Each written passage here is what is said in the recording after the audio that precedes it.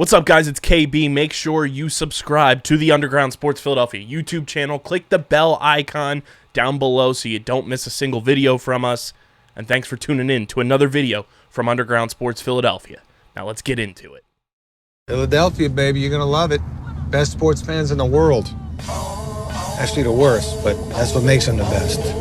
What is going on, OTB Nation? Welcome into episode number 324 of the award-nominated, honorably mentioned, number 9 NCAA ranked, and of course viewable on YouTube, Outside the Box podcast, the official lacrosse podcast on the Underground Sports Philadelphia Podcast Network. It's KB and Deej coming at you. Little pre-Final Four action for the people. We'll be in Philly this weekend, so if you're around, come say what's up. Want to see as many people out and about as possible down there at the link. We've got an NLL champion to recrown. We've got training camp rosters. And we've got the most anticipated announcement to happen and hit the interwebs regarding PLL in quite some time. Trading cards are back, and I have so many positive takes about this and why it's such a good thing for the league the way they're doing it. We'll talk about PLL Collectibles, and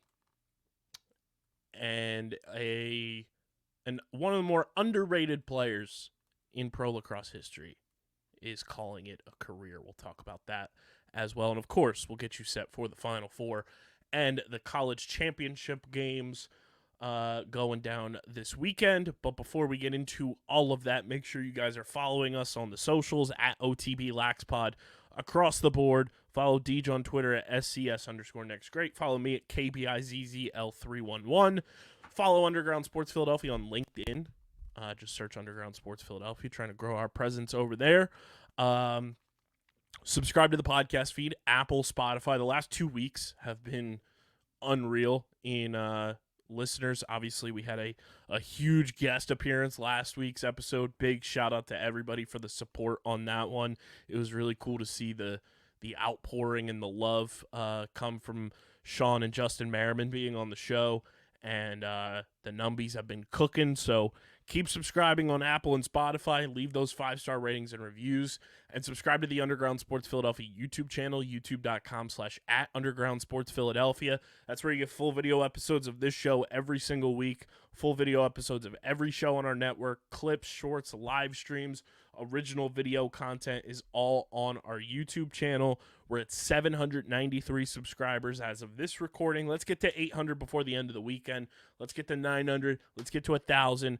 And I was talking to Patty Pitts, Deej, and I thought of a beautiful, beautiful idea for us. Obviously, 100,000, we get the silver play button plaque on YouTube. But the next big milestone after that is to surpass the population of the country of Iceland, which is about a little over 382,000 people. I said once we steer clear of that and hit 400K, we should have a company retreat to Iceland. It's Greenland, that's the cold one, right? Correct. Okay, yeah, we can go. But how like can't be cold. How badass would that be? It's like, sick. We surpassed this country's population. We're gonna have a company retreat there. So do we do that every time we pass a company's population? We'll see. It's a pretty steep increase after Iceland. That's why. Is it really? Like, how steep are we talking? Let's see. So Iceland is like the one that like YouTubers talk about all the time because it's like the most attainable. So looking at country populations, we are already larger than the 234th largest country or dependency of Holy See, which is 518 people. Are we going to Holy See? But after Iceland, which is like the big one, well,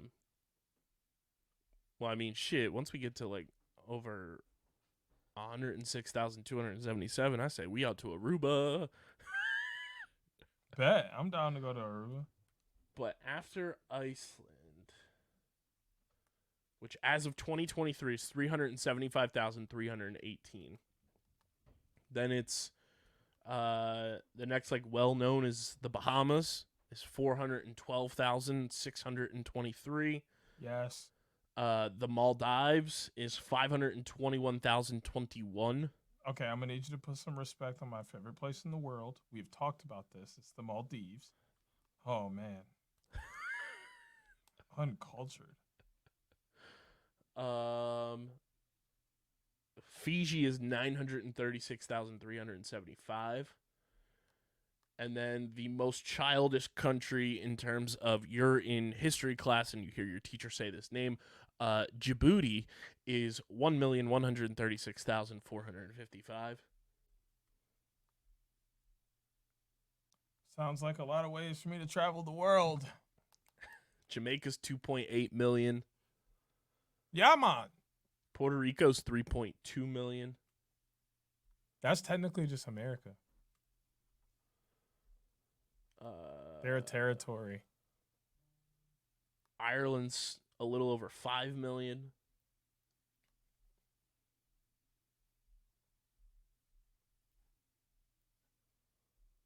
And then you just keep going and going into the more well-known countries. But I think going to Iceland would be pretty fun. I'm down. I got my passport. So get us to 400,000 subscribers, and we'll start booking trips. And we are how many away at the moment? Let's see. What is the exact number? 398,000. 399,207 away from Iceland. What if we just had like the sign like Mr. Krabs and he's ringing the bell? Let's give it up for day 15. Day 15. But subscribe to the Underground Sports Philadelphia YouTube channel and subscribe to the Outside the Box Podcast YouTube channel because that is where our Final Four weekend vlog will be living. And all of our summer vlogs will be on that channel as well. Plus, we post clips that are more lacrosse related to get the people going over there. It's youtube.com/@OTBLaxPod. And of course, guys, get your merch from our awesome merch partners at PHI Apparel Company, the best merch in the game. One of the days this weekend, I'll be wearing my OTB shirt, so you'll know where to find me.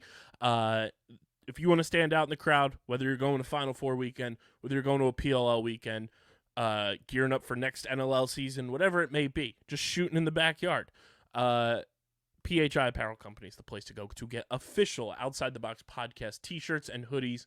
Go to phiapparel.co, and when you go to checkout, use code UNDERGROUND, and you get 10% off your entire order. That's phiapparel.co, code UNDERGROUND at checkout to get 10% off your order. Coach Deej, it's Final Four weekend. What's poppin'? Oh, I'm not in the regional final for my high school team. No, we had a great season, and we did eventually end up losing.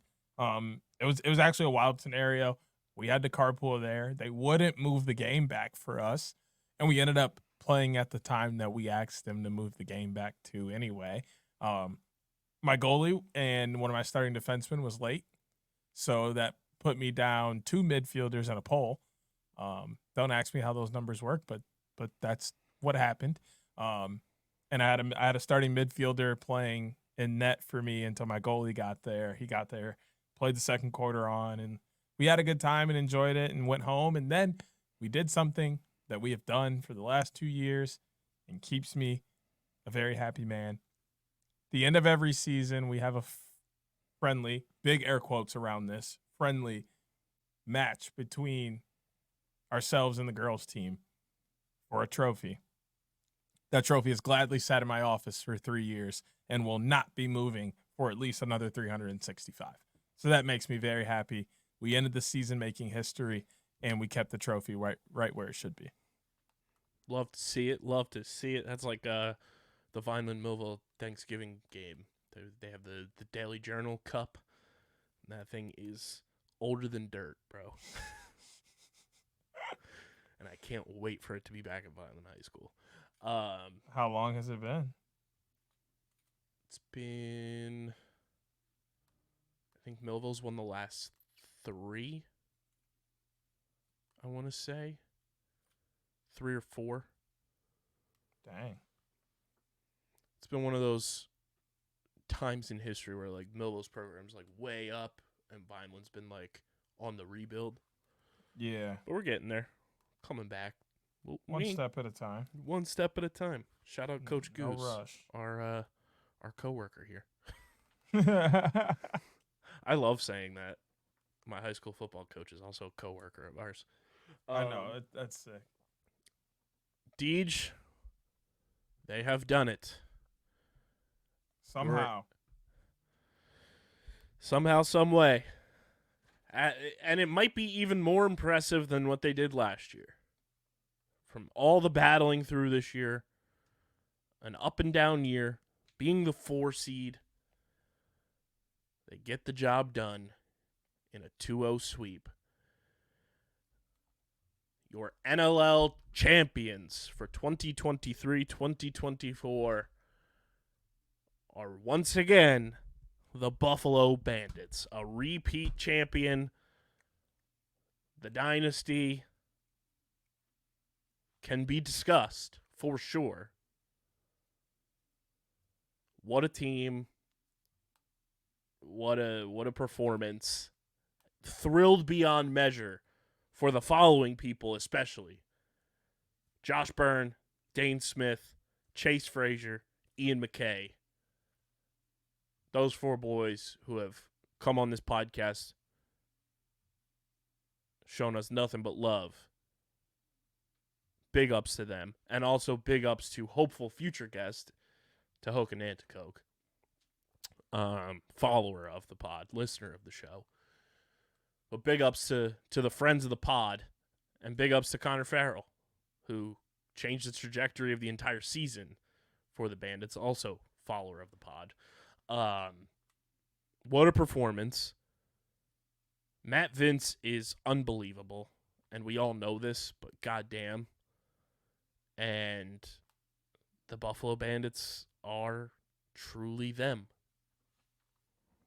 I mean, I did not see this coming. I thought they would, have a solid run in the playoffs and, give some teams some battles. But I genuinely figured that Toronto would be representing the East and would have a chance at winning a championship. And I definitely had to eat those words. Congratulations to the Bandits. They I wouldn't say defied odds, but they definitely handled the stresses of the season in a way that most wouldn't necessarily be able to. But I think that just comes down to championship experience. When you've played in a championship before, you've made it through the grueling of a season, you'd kind of understand how things go. Things are not always going to bounce your way, just as long as enough things bounce your way and you get into the playoffs, it doesn't matter. We talked about it during March Madness and during the selection stream. It is not about stats and skill and all that when you get to the playoffs. It's about vibes. You're going out there like, hey, either I'm going home or that guy's going home, and tonight I'm going to decide it's not me. And you just go out and ball. And you know what? Buffalo showed up for 5 nights and was better than the team across from them. They only played 5 games. That was it. The one game in the quarterfinals, that was win or go home. And then they swept Toronto and swept Albany. Boom, boom, boom, boom, boom, boom. Get off my court. Go home. Good day, sir. You lose. You lose. I win. I'm the king of this field. I'm still at they the not top. like us. King of the hill. I'm up here. It ain't no big 3. It's just big me. Buffalo. Big B. With the wings on it. What you talking about? Just like Bentley. Don't make me go there. The Bandits are Buffalo's team. Yes. And I know that sounds like stupid because obviously they play, but I mean genuinely, if you're a Buffalo sports fan, your team is the Bandits. The Bills have disappointed you year over year. The Sabres are in a 13-year playoff drought. That arena should be the Bandits. It should be referred to as the Bandits arena, not the Sabres arena. That is Buffalo's team through and through. Defending champs, you've been to 4 straight championship games or series. I'm sorry, they are. When you think Buffalo sports, you should be thinking the Buffalo Bandits. I mean, obviously the Bills are going to come to mind first. That's for sure. fine. But in That's terms fine. of success, they Bandits clear. Got to be at the top. And it's impressive. It's impressive to watch with this group who are so easy to root for, too. You know, you can have dynasties and teams go on runs that you get tired of them. I think a lot of us in the world are there with the Kansas City Chiefs to a degree. You don't get tired of watching the Bandits play and dominate teams. They are so fun and easy to root for. They go out there like they're playing street lacrosse and just, like, Josh Byrne and Chase Frazier pulled off a hidden ball trick in the fucking champion. Like, to me, watching that was like lacrosse comparison of the Philly Special. Hold on. Now that you bring up hidden ball trick, I'm in like this coaching group thing on Facebook. The ref called a procedure and gave the ball to the other team. Or no, called off a goal and gave the ball to the other team because they did a hidden ball trick. He goes, it's not fair because the defense doesn't know where the ball is. Skill issue, ref. Sir. And then he calls out like, yeah, that's the whole point. Like that doesn't mean anything. Like, and then he goes, well, a shovel pass is not a legitimate lacrosse pass. Get him out. Get him out. Dog, I just want people to understand these are the type of referees we deal with. I don't know if I remember. I don't know if I told you or not. No. I had a ref tell me, I'm coaching summer, and one of my kids, like, hits a kid, gets a penalty, and then they, like, score or whatever. He goes back out, and I'm like, hey, you know, it's no big deal. You know, like, just keep playing you or whatever. And then I was like, it is a contact sport. Like I said it kind of a little loud as he was running away. And the ref's like, what'd you say? I was like, it's a contact sport. They're wearing pads. They can hit each other. And he goes, he looks me dead in my face and goes, not in the summer. In the summer, it's not. And I was like, buddy, what? the buddy, what? Oh, just these are the kind of referees we're dealing with now. Hitting ball tricks are not allowed because shovel passes are not real, and lacrosse is not a contact sport. Anytime anybody says that, show them Josh Byrne and Chase Frazier doing it in a championship game. Joel Tenney did it at Hopkins multiple times. Like, it is a legitimate pass. It's like the equivalent of the Philly Special doing that in a championship game.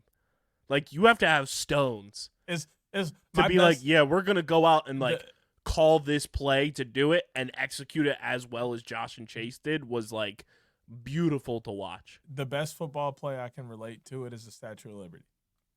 Mm-hmm. It's literally like basically the same thing. Oh, like, duh, you're deceiving them. That's the whole point. Like, why do we play chess games as coaches if we're not allowed to deceive the other team? That's not an unfair advantage. That's called get better. Skill issue. That's called get better. Like, I'd also be remiss to not congratulate the man, the myth, the legend, an absolute dog who goes from the worst team in the league this year to NLL champion, and that is recurring friend of the program, co-host of Back of the Bird, Paul Dawson. yeah, that's kind of wild. He did kind of just Went from worst to first. not worse, second worst, or something like that. No, Mammoth finished with the worst record. No, Albany did last year. Well, I'm saying this season. He was on the Mammoth to start the year and then got traded at the deadline. This guy. He went from a team that finished in last place to winning a title. Yeah, he sounds like he got lucky. I love Paul. Skill issue. No, Paul, I love you. And honestly, that's amazing, man. I'm glad you got some time with those guys, and I'm sure even a short amount of time with them changes kind of how you view the sport, how you view those guys, how you view the world and the people around you. They're awesome people, which is why Buffalo is, tied into the community or tied into the team so well and supports them. They're out in the community and they're making it known who they are and making a difference. So it's kind of hard to hate these guys. I didn't necessarily want them.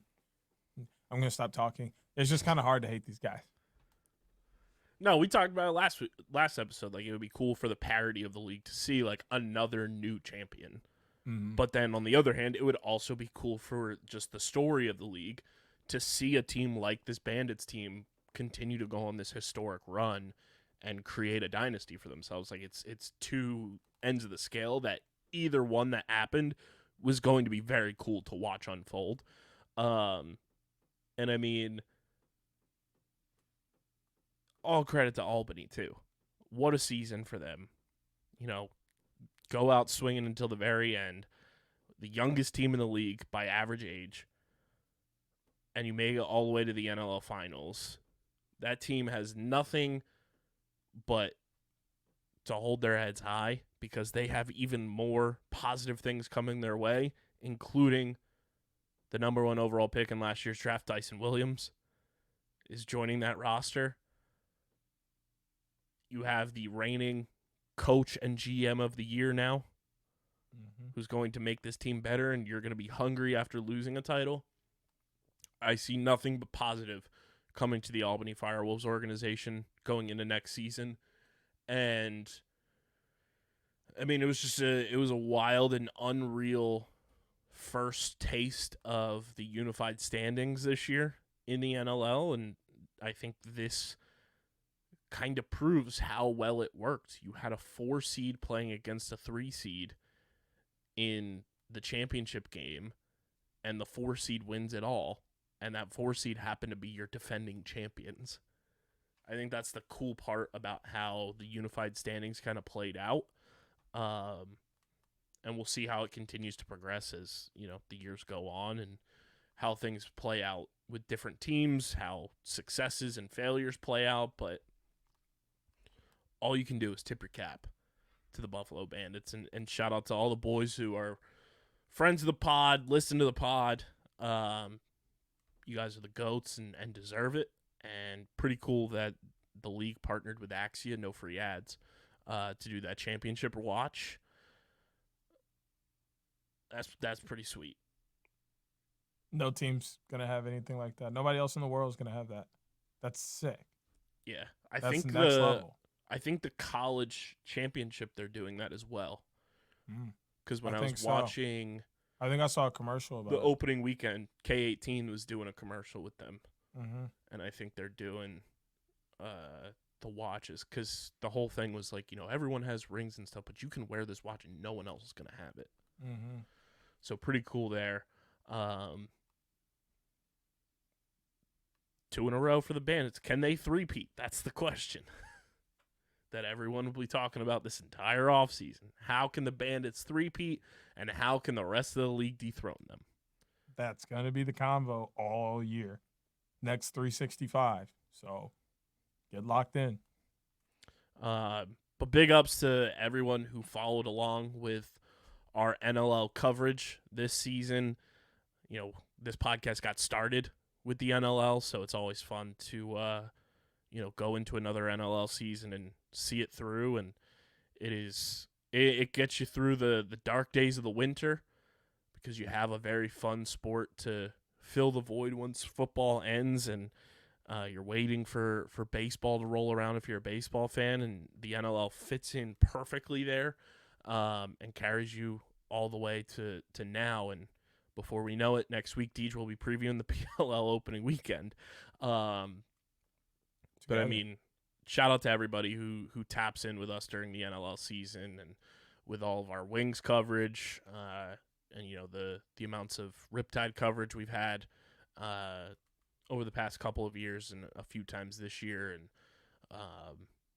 it really means a lot to us when you guys tap in and support us along the way, because we know there's a lot of people who've been covering the NLL a lot longer than us, but for the support we get and the fans we get and the people we bring in as new fans for the NLL is always fun. So big thanks to everybody that tuned into OTB during this NLL season.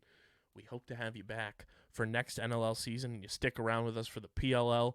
But we also got to touch on 2 award winners, Deej, that we didn't have the results, but we kind of predicted to a degree.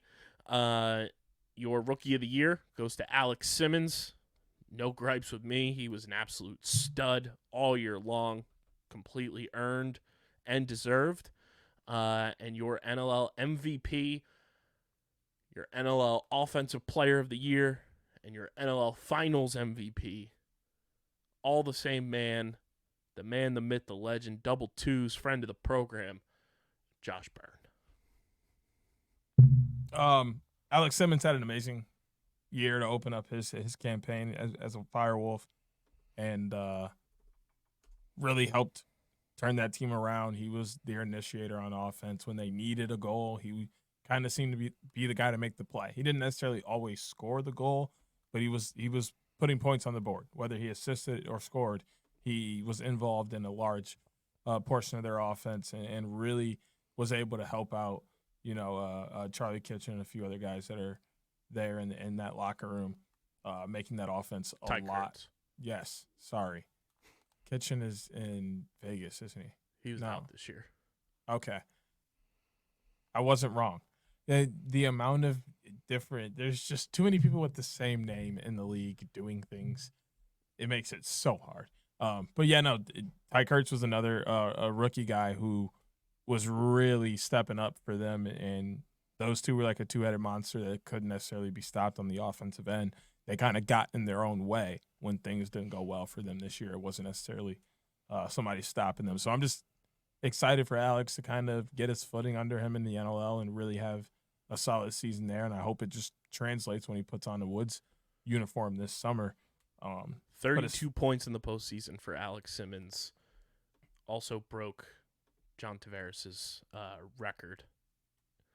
And in the regular season, Alex Simmons finished with, let's see, total points here. Where is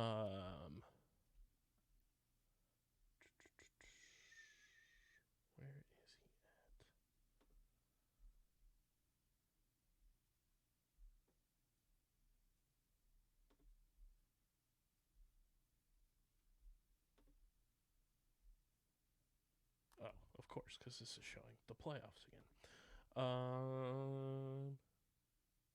This is great podcasting, everybody. Just so you know, if you want to make it in the podcasting world, this is what you got to do. You got to have a brain fart. Alex Simmons this season, 96-point rookie season. Yes, that's a lot of points. Awesome. It's a lot of points. Like, did that beat Teats' rookie record that he 38 set? goals, 58 assists. I will pull up Jeff Teats' player profile here because it will show his past stats, just not his current stats on the NLL website. Actually, it won't. It will only show his 2022. Well, 2022 was his rookie year, right? Yes, I believe so. So Jeff Teat at 108. So He no, felt just shy, but that's very 8 points away is very close, insanely close. He did beat Jeff Teats' goal scoring. He beat Jeff by 1 goal with 38 goals. Jeff had 37 his rookie year, but Jeff had 71 assists. Alex Simmons had 58. Still, to have 96 points in your rookie year and you finish points-wise ahead of guys like Ryan Keenan, Eli McLaughlin, Callum Crawford, and Joe Resterritz in your rookie campaign, and you finish 16th in the league in scoring, it's pretty fucking good. More than just pretty good. Guy was insane. And I just hope it translates this summer when he's rocking the green and highlighter yellow. But as far as MVP, I don't hate that it went to Josh. But I just, once again, have a gripe with how this award is given out. I think it should be changed to Best Player of the Year, not MVP. Because valuable, like, we got to look at, like, every other award is given based off of, like, the word. MIP, most improved. Okay, who got better the most between last season and this season? 6 man. Okay, who's the first person off the bench that does the best in the whole league? Like, but now we go to most valuable, and we don't go off the most valuable person. We give it to the best person. Okay, let's just say the best player in the league. Don't say MVP, because the MVP wasn't Josh Byrne. The MVP was Nick Rose, because if you take Nick Rose off of Toronto, they're not the number 1 seed. They're not winning 15 games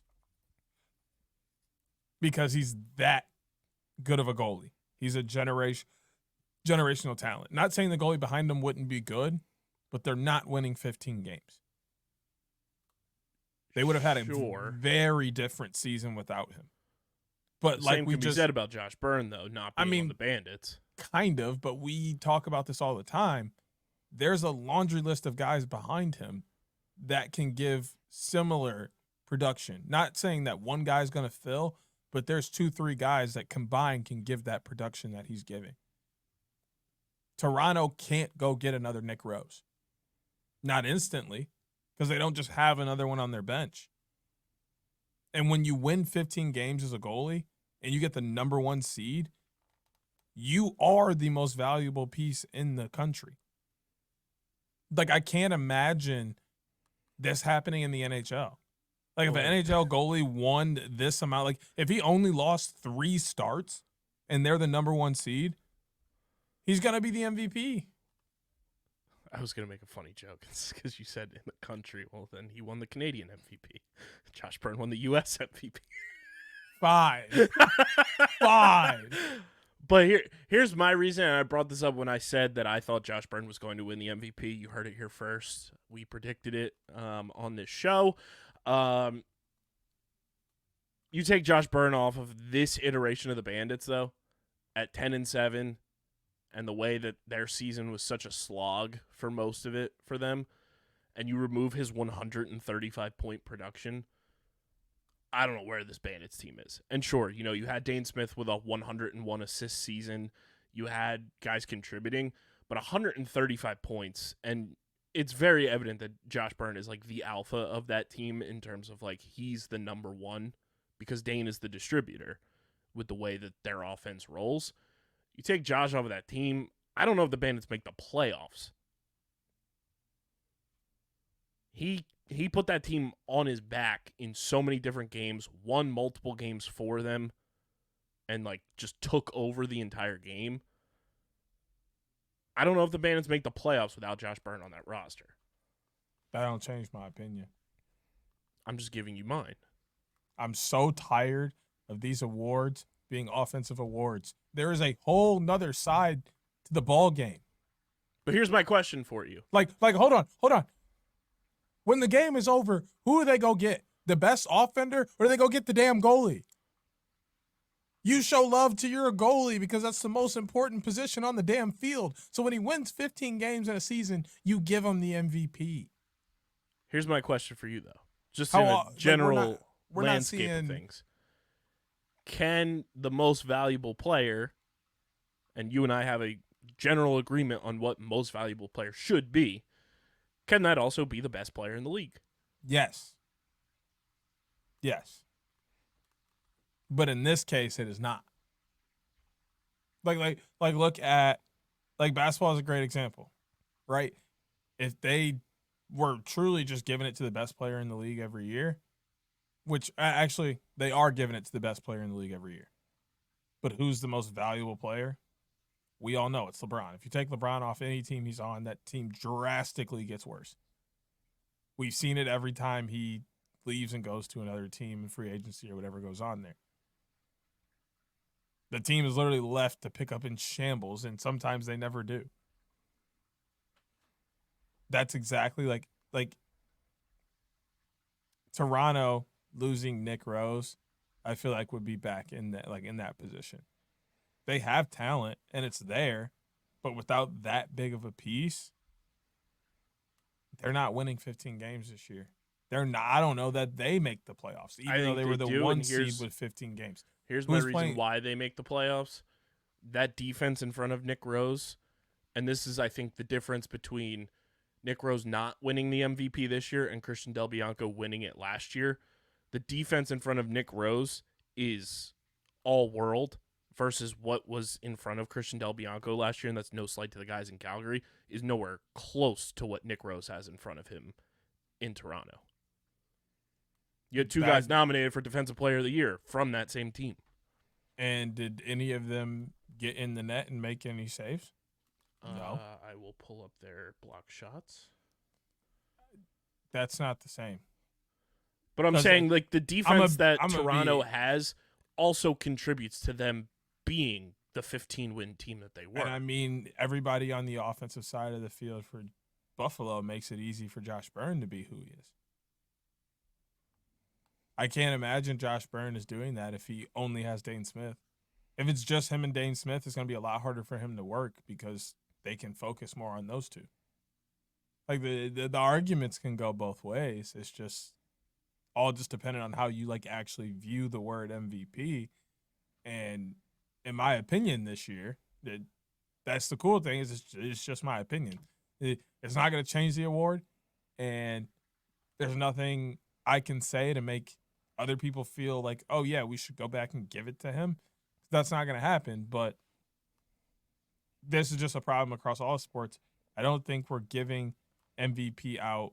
Oh, man. I always get cut off. It's never you. It's pretty big for the college game. I also have the controls for the breaking news. Oh, I peeped it, though. The NCAA and power conferences agreed to allow schools to pay players. NCAA will pay over $2.7 billion in damages over 10 years. Hachi machi. That's like good and bad. Yeah. Because schools like Texas are about to go insane. I think Michigan still got a shot, though. They got some money, and them alumni rich. And Texas got Matthew McConaughey down there. He about to funnel the whole school. I know. He about, how much y'all need? He'll say, all right, all right, all right. Just, all right. Just writing them out one after another. That's insane. That's crazy, though. Maybe lacrosse can get some extra cash now, since they'll be getting some extra help. Mm-hmm. Maybe we can get a few more programs in now. Let's get some more girls programs in so we can fulfill Title IX and such. This is big news. It's huge. On the precipice of Final Four weekend, nonetheless. Man, they don't even care about spring sports like that. No. They would have never broke this news during any other season. No. They could have did this shit in the summer. Well, they could have waited a couple weeks. I guess they could have waited like a month. Not this particular summer, because they gonna be pumping the shit out of that football game. Oh yeah. They want all the positive publicity. But I mean, it doesn't release until like July. August. No, I think that's early release. Because there's like a early release period for people who pre-order. July 16th. That's like official release date? Yeah. Yeah, but still. They could have done this at the end of June after the World Series were over. Like, why sabotage? And then it'll be available worldwide on July 19th. Why sabotage championship weekend like this when they could just wait?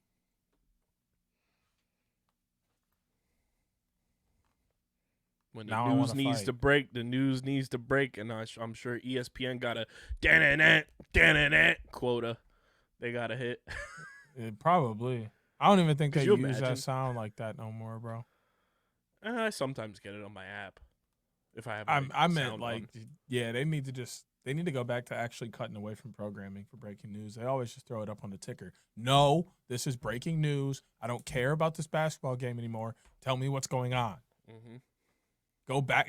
Bring back the old ESPN, the Sports Center that had the ticker on the side, Sports Nation. Bring it. At this point, you can bring back Around the Horn. I'm getting upset. Around the Horn hasn't gone anywhere. That's still on. That's still going. Shout out Tony Reale. Maybe I just need to watch cable. That's because you're coaching when it's on. Fair. I am. Y'all can keep PTI, though. I'm good on that. Yeah, Michael Wilbon keeps looking like an absolute doofus, bro. Y'all can keep PTI. His most recent thing, I'm going to have to send it to you because I was just like, this motherfucker is on a generational, like, miss tour. Hey, did the one dude die? The tick. The dude that did like the 2-minute drill in football or whatever. Oh, Boomer? No, he's still kicking. Good. Good. I just had to check in. Protect that man at all I costs. just had to check in on my guy. I need him calling the PLL All-Star game. Facts. Back. God! Boomer's the best. I just used to love hearing him do that thing in the last 2 minutes, and somebody's just, just wasted time.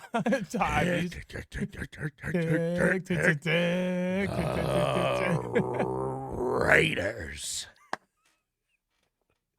I think I'm going to do that for the PLL season, but I'm going to do it with the Outlaws. I'm going to do the Boomer voice for the Outlaws. I'm here for it. The Denver Outlaws. Yeah, I just had to check in on and their fan group, the Rough Riders.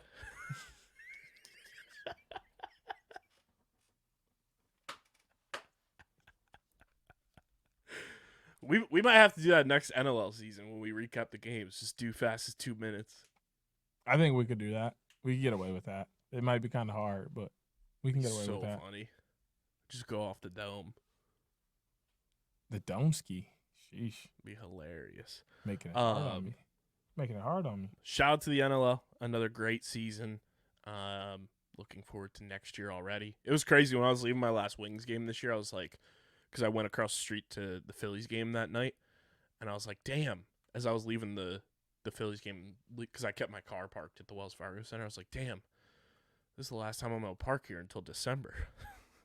It's like, that's a long time away. Good. But I'll take it. Because I got Take a the best break. team in baseball to root for. Take a break. Deej, the big news, and this segment is brought to you by our PLL app code. Guys, the PLL app is cooking right now between the chat, the articles that are dropping on there, weekly pick'em, trivia, the whole 9 yards. Keeping up with your favorite teams. The PLL app is a godsend for DJ and I. We use that thing literally every single day. It's gamified, so you earn XP. And I just use, because I'm at a certain level, I get a nice little discount in the PLL shop every single month. You want to get some XP to reach DJ and I? Download the PLL app in the App Store, Google Play Store, or go to PLL.app. Go to the redeem code section and use code OTBPOD, and you get 500 XP in the PLL app. That's code OTBPOD in the PLL app for 500 XP. We'll also be tweeting out the OTB fantasy group so that you can join that and compete against DJ, Chase, myself. And DJ, I'm gonna hit the people with this as well. On our own front, we have some breaking news. I texted Deej earlier this week the ever so famous post-credit scene from Iron Man 1. That I was assembling a team. And Deej was like, is there context to this? And I was like, oh, there's context to this. Obviously, you guys know Chase is our intern this year. Very stoked about that. Will be part of the squad. And now that his college year is come to a close, he's going to be joining us on pods and things like that. Deej, how do you feel about a little West Coast Avengers action? West Coast. Because longtime listener, longtime follower of the pod who knows how we operate, knows how we do things. The man, the myth, the legend, known as Hoots, Brandon Hooten, is going to take OTB to the people out west for us. Big Hoot. Big Hoots is What up? going to be boots on the ground for us in Denver and potentially in Utah, depending on his schedule, and covering those weekends for us in person while we cover them, obviously, from the comfort of our own homes. But we will have Hoots out there. We're going to have him on the pod for sure those weekends. But we're assembling a team. OTB Nation. Just, we're like Nick Fury in this bitch. Y'all heard what D-Lo said. If you're trying to get in with me. We about to be eating hibachi, bro. On the 50th flow. What you mean? These off-whites. These ain't no hirachis. Who don't want no hirachis? Like what? What you mean? We about to be on the 50th floor eating hibachi, bro. You don't even know. Just get in with me, dog. I can get you tied in wherever. But yes, Brandon Hooten, a.k.a. Hoots. Follow him on the socials at Hoot Sports Media. He's joining the squad. Not only for PLL. He's certified now. Certified. I said it does pay to give away a PLL All-Star jersey sometimes. Certified. He will also be photographing Colorado Mammoth games for us next season. Real flicks. So we will have Mammoth coverage directly from Hoots all NLL season next year. Very pumped. Very stoked. And as soon as y'all get behind me on them bringing back the Turbos, we can get Turbos coverage on the ground. But you know what? Starting right at this very moment, I'm going to tweet once a day at the NLL to bring back the Turbos. Man, they gonna block me. They gonna block you, or they're gonna relocate Panther City to Detroit. I'm cool with that. It's the same color scheme pretty much. You just got to bring back the gray. I'm here for it. I'm here for it. Bring them here. Bring them here. I'm tied in already. You need some connects in the city? I got a few in the D that can get you locked in with whoever you trying to talk to. They gonna send your ass to that Detroit Hollywood sign. I know who put that up. I can get that taken down. I can get that replaced. Hey, don't worry about it. I can get that replaced. We should get them on the pod, bro. The sign people or the NLL? The sign people. Come on now. I can make one phone call, get the NLL done.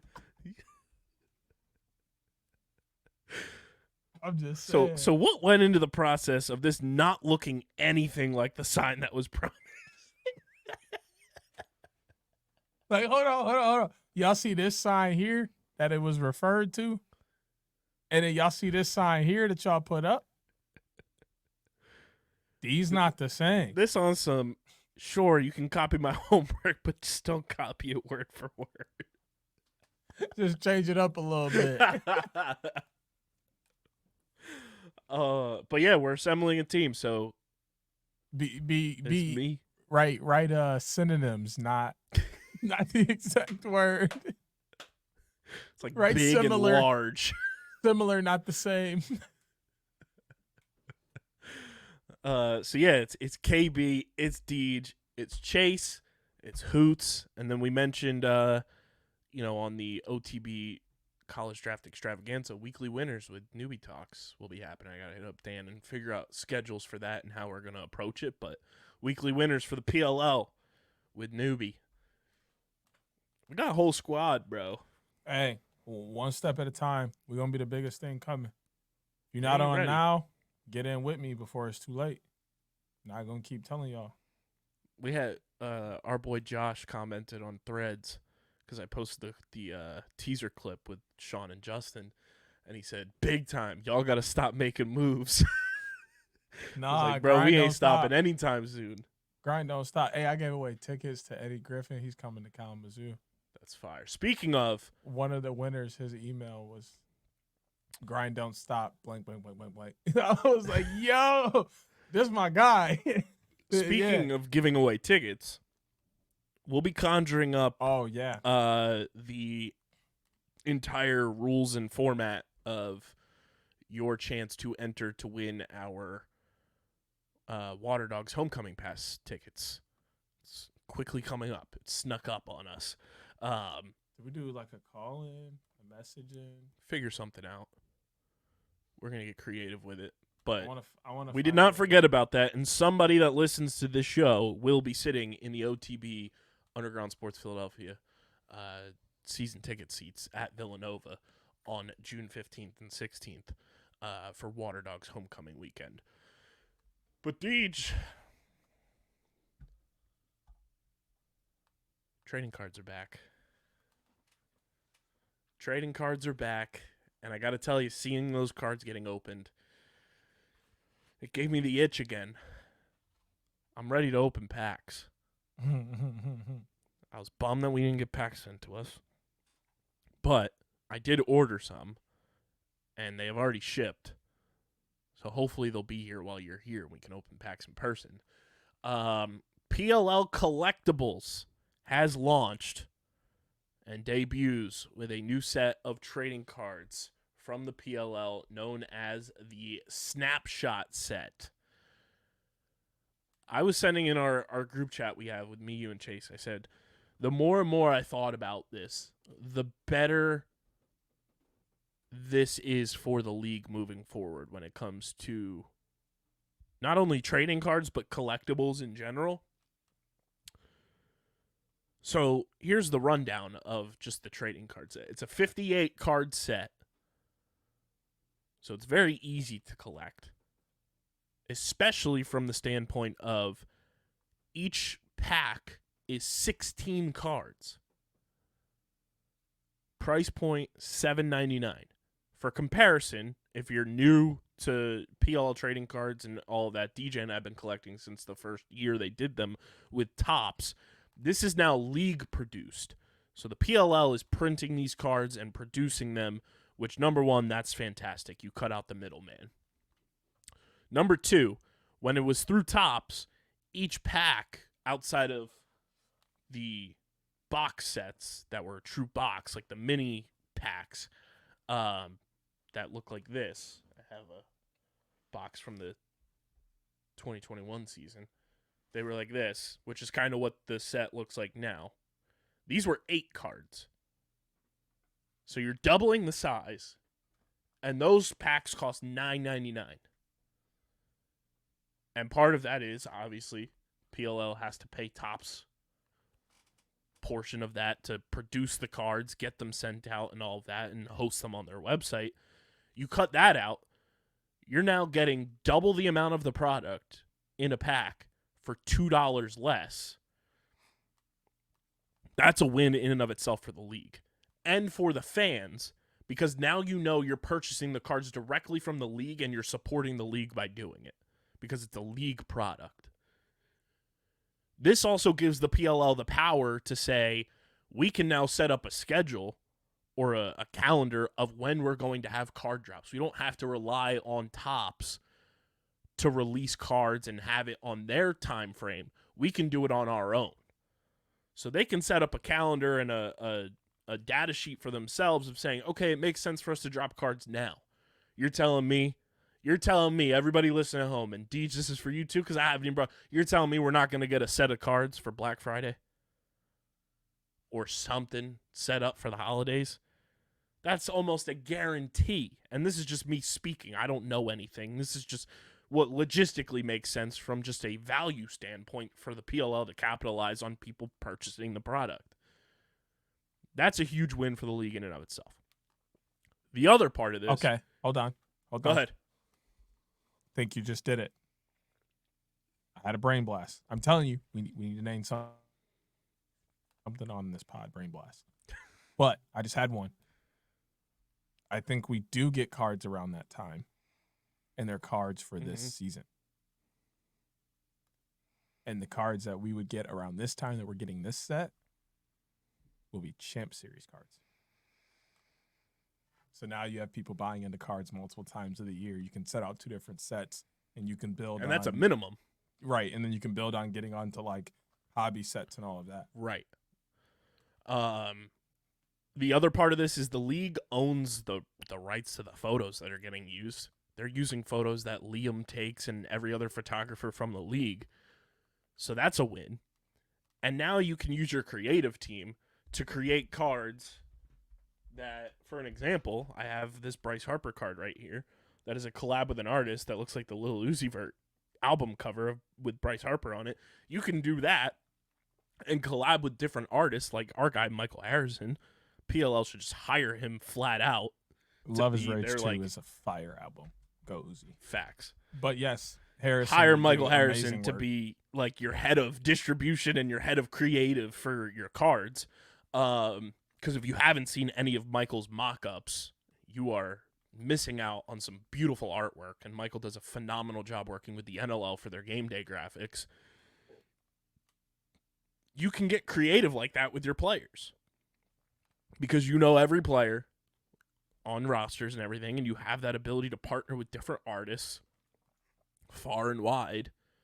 Can we get Jeff T Marvel cards? Probably.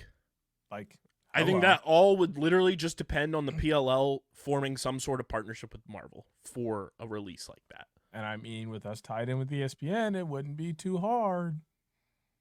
The other thing, gotta walk down the hall. Well, drive a few like miles down the road. You also can get homecoming sets for next year where, you know, if you go to a baseball game, you get like a team set. You could sell those at a homecoming weekend easy and get a whole pack of Water Dogs team roster cards, and they're different from what you would get in a normal set. You could also, which I think would be extremely cool, you partner with a Native American artist for Indigenous Heritage Weekend and have an entire set based around that with your Indigenous players. I think would be so cool. There's so much possibility now simply because the PLL has said we're going to get rid of the middleman and we're going to take over the creative and production process for this. Huge win. The other win here is the PLL Collectibles umbrella, naming, whatever you want to call it. This is huge, and I don't think enough people are talking about how big of a deal this is. The fact that the PLL has launched PLL Collectibles, we're going to start seeing a lot more product in the collectibles space coming out simply because of this. And this tells me the league is ready from their own standpoint to distribute collectibles at their own rate. Whether it's something we've talked about on this pod, and it wouldn't shock me in the slightest if it happens because they tend to use a lot of ideas we bring up on this show. PLL mini helmets, bobbleheads, maybe their own style of Funko Pop. Whatever it may be, it's all going to come from the league, and it's going to be fucking awesome. It wouldn't even shock me if, say, 2-3 years down the line, Deej, because it's PLL photographers and it's their own people in-house, we start seeing like what we see at baseball and football games at some of these like higher-end kiosks that have photos of players framed and autographed with the little mini plaques on them ready for you to hang in your house. That would be sick. That's a PLL collectible to me. I'd buy one. Easy. I'd buy one. Like, that is where my brain went when I saw PLL collectibles. Is like, I would pay extra for one for Lyle because I know y'all got to do a little digging. But yeah, y'all like, heard me. That's where my brain went. Was this opens the realm of possibility for so much in the collectible space and not just trading cards, which the trading cards thing is huge. That community is there. We got to get Michael on this show too to talk about trading cards for sure. But it is just like one of those things that is such a smart move by Mike and Paul, and I haven't gotten a chance to listen to one-on-ones, and I know they talked about this on this week's episode, and I'm excited to dive into that. But simply the fact that the league eliminated the middleman for trading cards opens up so much possibility for the entire collectible space for them. And if you're a fan of the league, if you're a collectibles type of person, you should be doing backflips and be beyond excited for what possibilities could come from this. Yeah, I mean, I think we're going to get a lot of cool things. The biggest part is that they're listening. I think that's kind of what people need to take from this is the card community asked for cards for months on end, and here they are. For years, people asked, when are they going to settle down in the cities? Here they are. We asked for an app. Here it is. Like, the bigger thing that you have to notice is that the league listens to what its fans and players want and does everything it can to provide those things. The players take precedent, and anything the players want, they pretty much have gotten. I don't think I can recall of anything they've asked for and haven't been able to get. But fans come as a very close second, and we're seeing that with pretty much everything that we asked for has made its way to the league. I think there's a few things, and that's more like design pieces with the team or with, branding and jerseys. That's just going to take time, and that's just like a decision piece up top that we don't have control over. But the things that we're asking for are coming. And I think that's the exciting piece about all this. The cards are going to be awesome when we get mini helmets and bobbleheads and that whole line of things. I will be spending so much money because those are all things that make me very excited as a person. So hold off a few years, maybe, PLL, so I can be in a better position. No, but seriously, all those things are surely in conversations and in works, I'm sure in mock-ups and such. So it's only a matter of time before they begin expanding upon the brand that is PLL and getting it out in front of everybody. Yeah, and I mean, I'm pulling up the overall article here about the trading cards if I can find it. But like it is just such a huge win for fans and for the league that they're doing their own league-owned collectibles brand. And you don't see that anywhere else. All these other sports leagues are feeding into the monopoly that is Fanatics. And we didn't even talk about it with the NLL. There's a rumor that they're going to have a new merchandising partner next year because they weren't profiting with Fanatics. Surprise, surprise. So, like, this is huge. And some of the quotes here in the article, our guy Mike Rabel said, "Today we're delivering what lacrosse fans and card collectors have long been asking for, more lacrosse trading cards and charting a new path in the market. In producing our own trading cards and launching PLL Collectibles, we can deliver high-quality cards and memorabilia directly to fans and collectors and ensure every aspect meets the high standard and excitement of lacrosse and trading card enthusiasts." The initiative, this is from Paul, the launch of PLL Collectibles and our next trading card line is a monumental step forward for the league. This initiative allows us to create a more dynamic connection with our fans and sports fans across the ecosystem while also innovating and expanding our merchandise offerings. We're looking forward to integrating these collectibles online and within our events while tracking enthusiasm from lacrosse and collector communities. The inaugural trading card release from PLL Collectibles is the 2023 Snapshot set. It's a curated collection featuring all pro players, rookies, and notable stars, and preserves memorable moments from the 2023 season. The set features autograph cards from the top 22 players, as well as 58 base cards, foil cards at 1-4 odds per pack, and parallels. This is also the final set featuring Michael Earhart. So I'm sure the Michael Earhart autographs and parallels will be highly sought after. And I think I saw somebody say that this is the first set featuring Michael Sowers autograph, so it's the first auto for Michael Sowers, which is pretty cool. I do have the full list of players that are in the set that also have the autographs. Dan Arestia tweeted this out. So these are the players in the set, Deej, that you can collect, the 58 players. Tucker Dordovic, first rookie card. Mike Sisselberger, who also has an autograph. I'll rattle these players off, are in the set and also have autographs. Mike Sisselberger, Gavin Adler, Brett Makar, Will Bowen, Sam Hanley, Owen Grant, Thomas McConvey, Marcus Holman, Asher Knowlting, Connor Fields, Tom Schreiber, Matt Rambo, Josh Byrne, Rob Pennell. Also in the set, Zach Currier, Dane Smith, Garrett Epple, Graham Hosick. Jack Rowlett and Michael Earhart also have autographs in this set. Latrell Harris, Bubba Fairman, Trevor Baptiste, Blaze Reardon, Ryder Garnsey, Jeff Teep, Michael Sowers all have autographs in the set. Ryan Drenner, Mike Chanenchuk, Jack Keelty, Ben Randall, Zach Goodrich, Danny Logan, Brett Dobson also has an autograph in the set. Piper Bond, Connor Marr, Cam Wires, Chet Camizio, Xander Dixon. Kind of bummed that Xander doesn't have an autograph as a rookie. John Geppert, Matt Campbell, Ethan Rawl, Ty Kurtz, Brian Minikis, Nick Rowlett, Cross Ferrara, Troy Hettinger, Cole Kirst, Brian Tevlin, Jeff Connor, Chris Fake, Alex Mazzone, James Riley, Petey LaSala, Garrett Ledman, Jack Myers, and Grayson Salade. That's your 58 card set there. Some interesting autographs. Saw a lot of people asking why Sam Hanley has an autograph in the set, but I mean,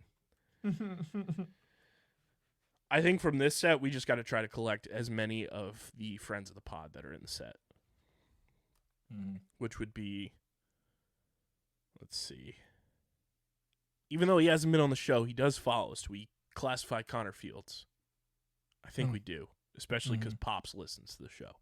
So Fieldsy, Rambo, Josh Byrne, Dane Smith, Garrett Epple, who now follows us on Twitter, Graham Hosick, Jack Rowlett, Treasy, Trevor Baptiste, Blaze Reardon, Ryder Garnsey, Drenner, Chaney, Piper Bond, Nick Rowlett follows me on Instagram.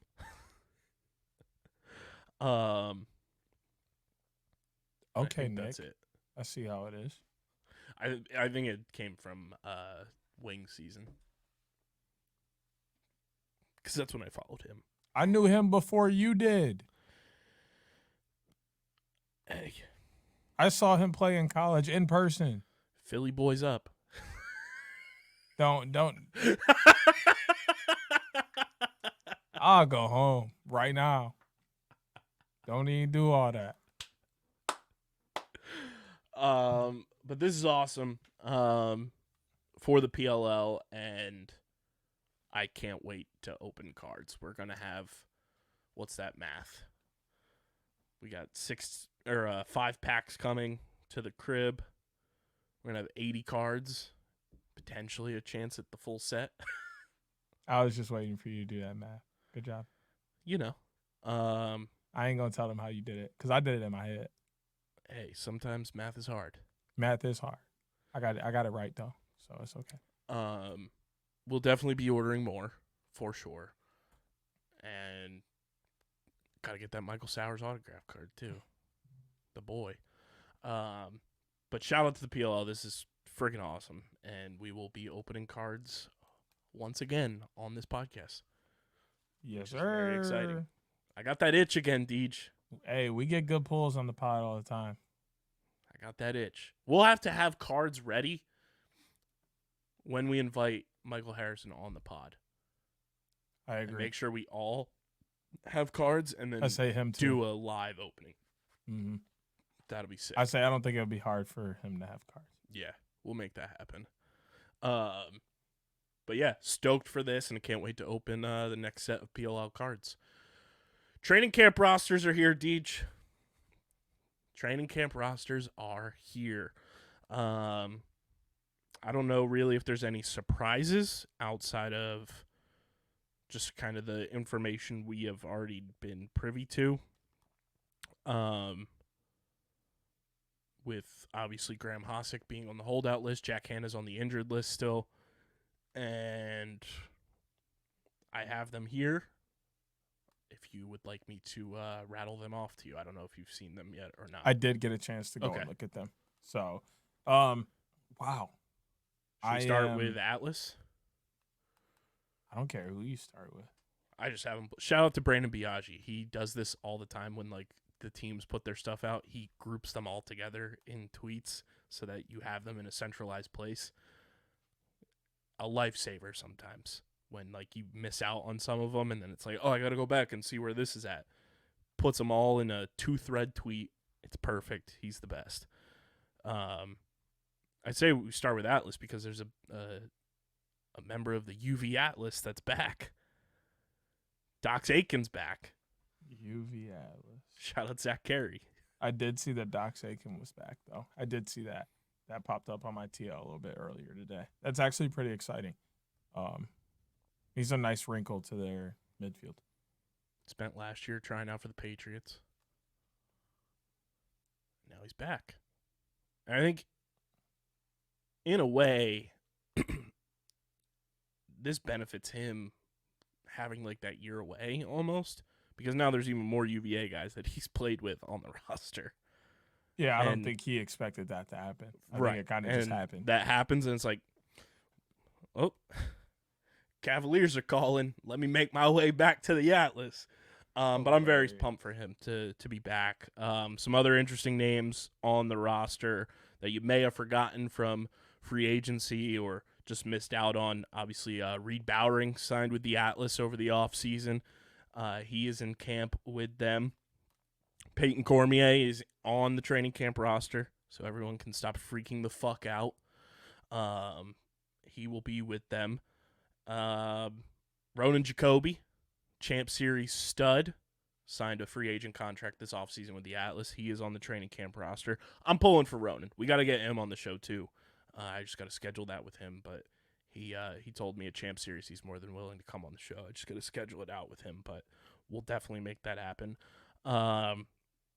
Looking here as well, Devin McClain. I'm not familiar with who that is. Me either. I will try and pull them up here. Dylan Malloy, obviously signed with, or was signed out of free agent pool last year when he was released and went back to the Atlas. Our boy Drake Porter. Kobe Smith back with the squad. Peyton Smith back with the squad. Lance Tillman on the roster as well. What do you make of this Atlas roster, Deej? I thought it leaned pretty heavily on the offensive side. And I'm really more so looking at this to see who comes out on the defensive end for them. I think that's where a lot of their question marks are. They're going to have a fantastic goalie battle on their hands. Devin McClain's from Notre Dame. He's a grad student this year. He was playing. He plays midfield for them. He's from Westfield, New Jersey. He transferred there from Brown. That's what I thought, Mitty. Okay, I know exactly what you're talking about now. Very, very solid guy. That's how I would put it. But yeah, I mean, they're gonna have a fantastic goalie battle between Drake, Liam, and Tim. I think Liam comes out on top. Mm-hmm. My biggest thing here is who comes out as the two LSMs and who's playing D and how they set up on that side of the field, because that's where like basically all their question marks are. And then obviously the attack question is big for this team too. Who starts at attack? In my humble opinion,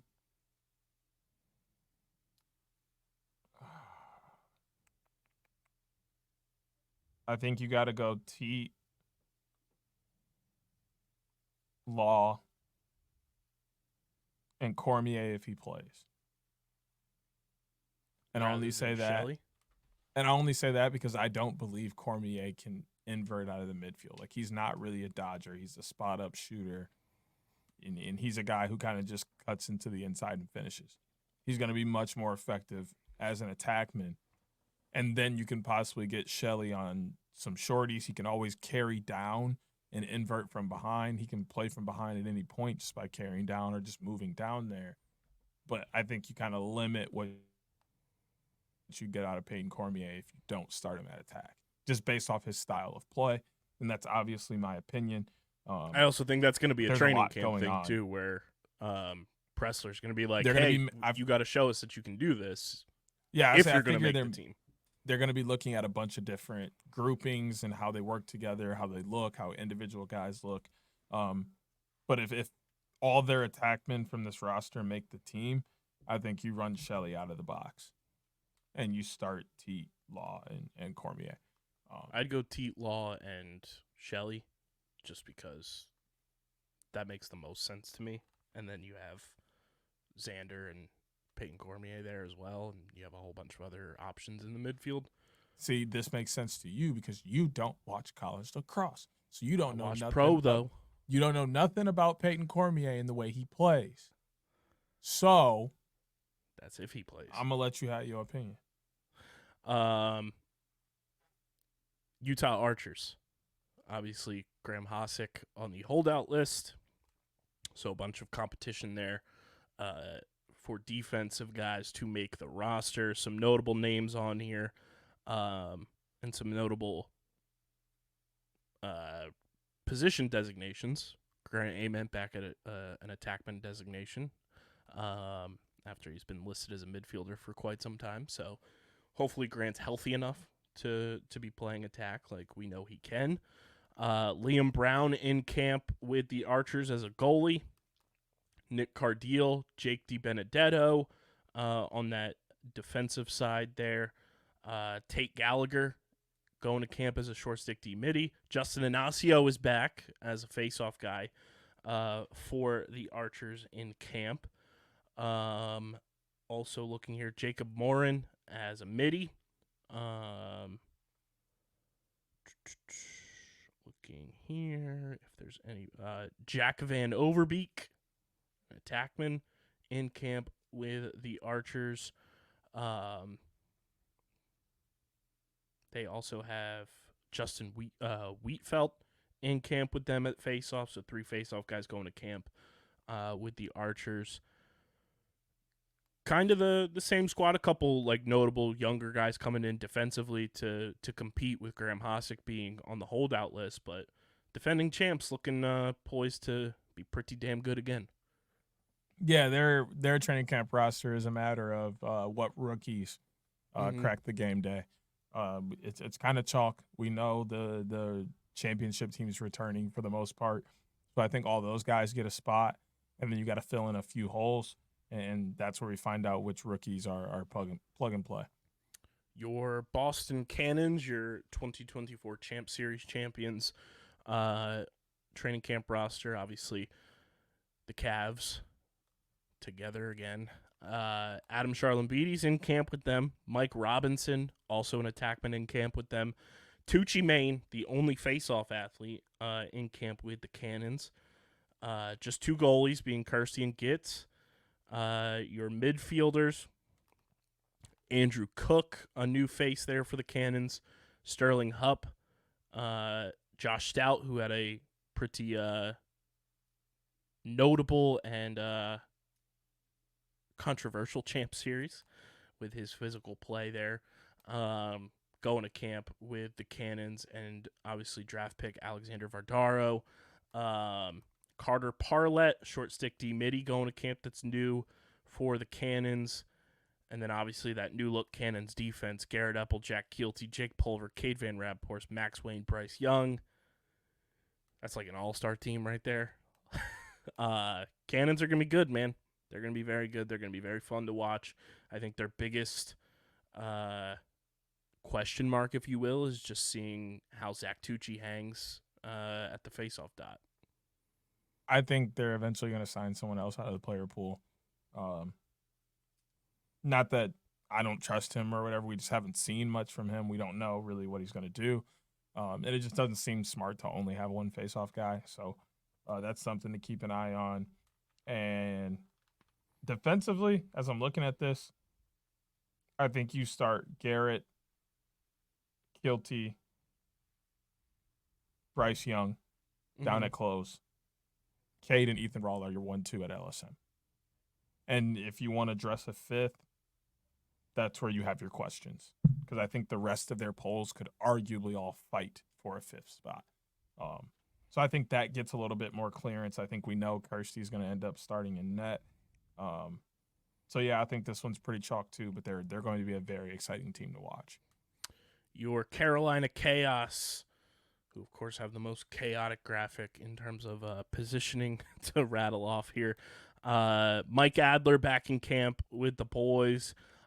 Greg Caholen in camp with his yearbook headshot photo on the team roster site. Looking here, Braden Maia in camp as an attackman. Jules listed as an attackman as well. He's going to get more run there this year on the new squad. Ryan McNulty in camp with the boys. Roy Meyer as an LSM is in camp with the boys. Shane Knobloch. Yep. Jack Posey. Shout out to the boy Will Perry back with them boys. I think Will Perry's gonna have an underrated season with this Chaos team out of the midfield, just with no Dane Smith, no Ryan Smith. And he had a pretty solid year for them last year. I think he's just going to take another step forward. Yeah, I think he could be really good. James Riley in camp with Nicky Rowlett at the face-off stripe. And I think this Chaos team's getting overlooked, man. They always do. Ross Scott is new to the squad as well. Yes. Attack. That is like NPC name right there. I know. But this one is another one of those them rosters boys always get overlooked. I think it's just because it's so chalk. Like, you kind of know who's going where. The questions this year are, how do the new guys fit in? Mm-hmm. There's a few, like, obviously you're going to have the rookie questions of which rookies, crack the roster and which don't. But, like, after that, they're looking at a lot of, like, additions they added in free agency who are going to be playing right away. What kind of production do you get from them? And I think that's really what this training camp roster, like, speaks out. And they're kind of working on a new system, like AT mentioned. It's not going to be that Canadian influence as much. So that'll be interesting to watch them throughout camp. Your Denver Outlaws, formerly known as the Chrome Lacrosse Club, who our boy Diggs said that their training camp roster looking kind of scary. Connor DeSimone, a new addition via trade this offseason. Jack Myers back in camp with the boys. Dylan Gregar, and obviously Brennan O'Neill and Josh Sawada. Dalton Young also in camp in that attack group. Connor Farrell, Luke Wireman as your face-off guys. Your midfield, Justin Anderson and Sam Hanley back, obviously. Graham Bundy Jr. and Matt Costin join them. Short stick D midi group is Eli Fisher, Will Haas, Mike Messenger, or as the roster says, Michael Messenger, going full Govey on the boy. Alex Smith and Ryan Tarafenko. 3 goalies in camp with the Outlaws, Sean Scanoni, Owen McElroy, and Colin Krieg. Your defense, Jesse Bernhardt, JT Giles Harris, Mike Manley, Greg Weil, and then Nick Grill, Troy Hettinger, Sam Alexo, and Pacino Stan 88, Jake Pacino as your LSM group. How are we feeling about the Outlaws, Deej? Just tons of questions. Who's going to play? What's it going to look like? I feel like almost every position is open. That's like the weird part about this team is like there's no real like solidification. So like it's hard to say like, okay, like this many spots are open. Outside of their like defense. Only these.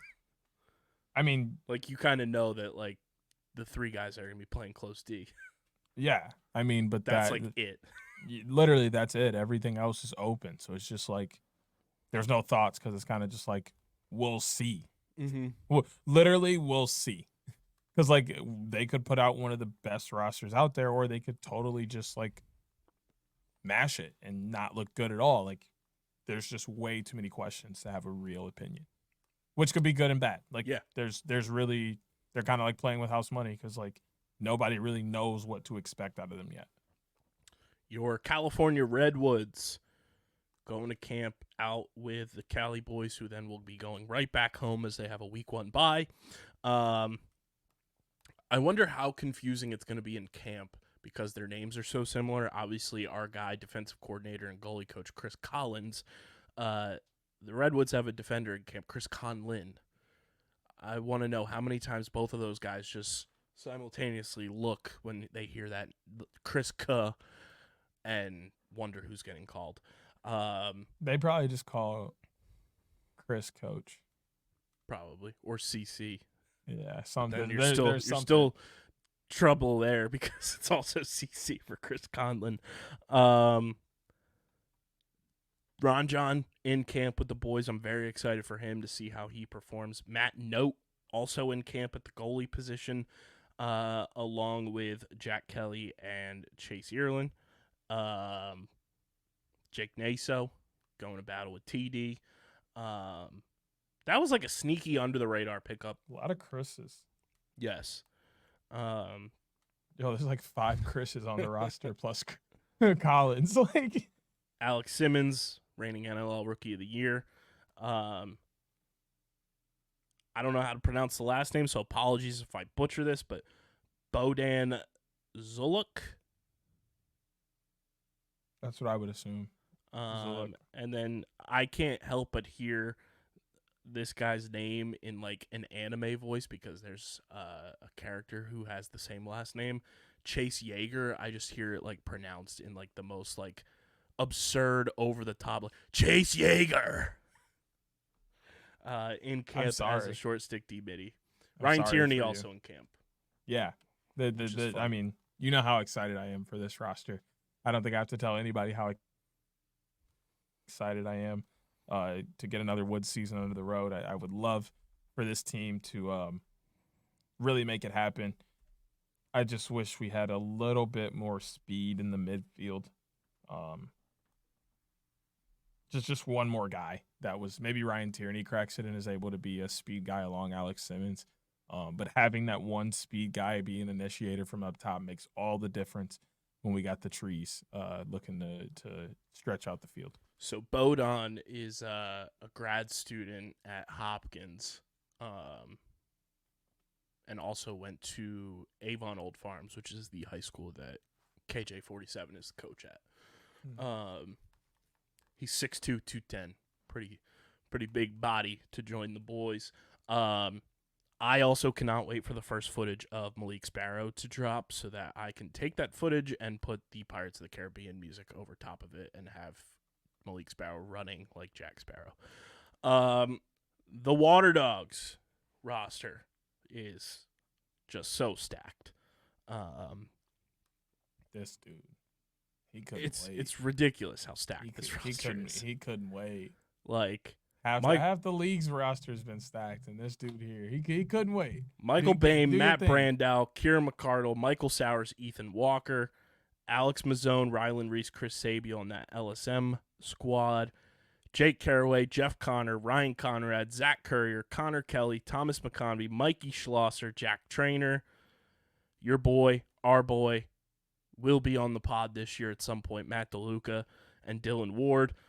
Dogs also, I find it interesting that the Water Dogs and Cannons, the two teams that kind of strayed away from the traditional face-off moniker last year, are the two teams just bringing one face-off athlete to camp, and it's Alex Stathakis going for the Dogs, Kenny Brower, Liam Burns, Eli Gobrecht, Marcus Hudgens, AJ Mercurio, and Ben Randall, and then Charlie Hayes, Jake Higgins, Jake Richard, Christian Scarpello, and all right, Matt Witcha, all going for the Dogs. I mean, what a roster. They're stacked, bro. Coach Tierney is building a squad. You just couldn't wait. I like the squad. I don't have anything bad to say about it. It's just fun poking at you. He said nobody else's roster was stacked, and then these dudes come along. I said people overlooking chaos. You already know I love that Woods roster. We've been saying that since the jump. When everyone's the Woods are going to struggle because they have so many new people. We were the first ones to say, shut the fuck up, bozos. Look at you all defensive. Those are the three teams that I think are going to be fucking awesome to watch this year. I just got to talk a little shit. You know. I don't care. They are stacked. I think my only concern is what you said about the Cannons, is that there's only one face-off guy going to camp. Yeah. You'd want to have somebody else there to battle with a rookie, nonetheless. But I'd I even think just battle just to have, Yeah. even if you only dress one, just to have another in case something happens to that one. Like nobody, like it's unfortunate, God forbid, but like that's what happens in sports. People get hurt, and you got to do something about it. I think the two camps that are going to be very fun to just watch position battles because they are so stacked roster-wise is going to be the Water Dogs and the Cannons, where they're so deep at so many like important positions. Like seeing the training camp battles and seeing who wins out in some of those battles is going to be very fun to pay attention to. That's the best part about training camp is battles, and they're going to be fun because we never really know what's happening until we get that game day roster, and then everybody kind of has that shock of like, oh, this guy didn't make it. I wonder what happened with this guy, and like things start flying out. So it's going to be exciting for sure. And then your Maryland Whip Snakes in the post Michael Earhart era. Looking at Elijah Gash, very excited for him as he was one of our like sneaky late round Stags picks last year that I don't know if he dressed at all. He might have played like one game or something, but I know he was injured early on, so he was on the injured reserve for a little bit. Grant House going to camp with the boys. Colin Heacock back with his Maryland squad. Wheaton Jacoboyce is back. Brett Kennedy is back. Keegan Kahn is back. I found out that Stevie Mack went to high school with Brendan Krebs. Which That's I was sick. like, what the hell? I was like, I broke the news that he was starting his first career game. Garrett Ledman is going to be an interesting player to watch, I think, this year in camp for the Whip Snakes. TJ Malone, everybody steal the draft. Will Mark, Christian Moulet.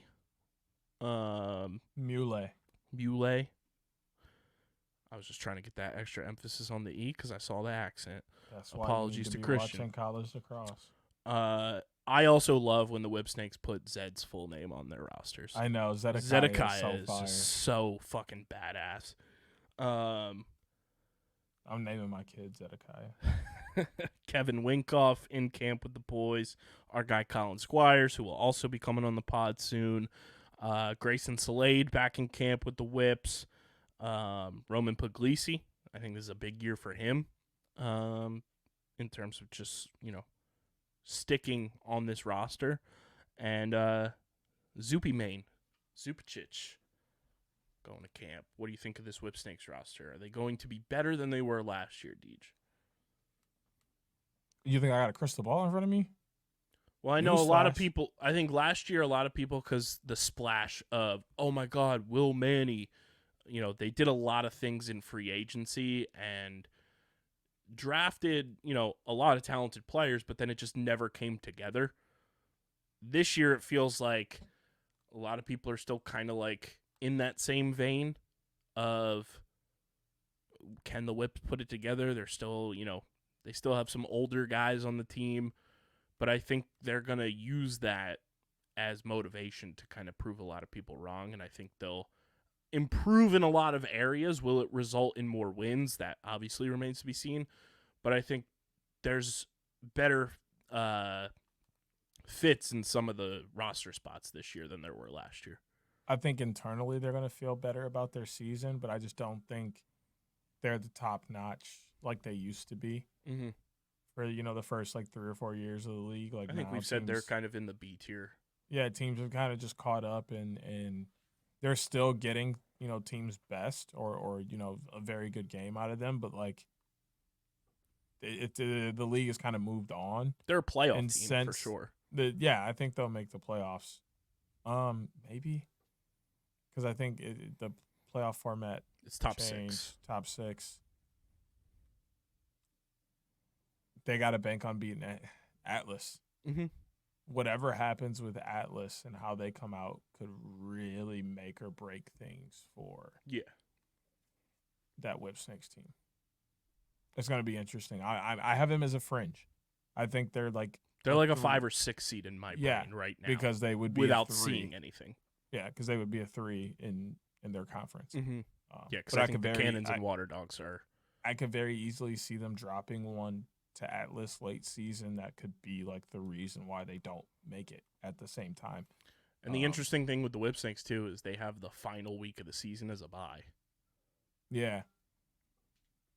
So that could either be like a huge help to them going into the playoffs and they have a bye, or, you know, they have to sit on the edge of their seat and hope for this team, and this team to lose, win, whatever it may be. So, but yeah, I do have them right now without seeing anything, obviously as a fringe 5 or 6 seed. And simply because I think you and I both agree that the Cannons and Water Dogs are just that much more talented and like more of a complete team top to bottom than the Whip Snakes are right now. I agree. I think a lot of the league looks really good this year. And what we get week 1, even though we don't see the Woods, I think will set the pace for the season, and we can start to really dissect some rosters and such after opening weekend in Albany. Yeah, it's going to be fun. Can't wait for it.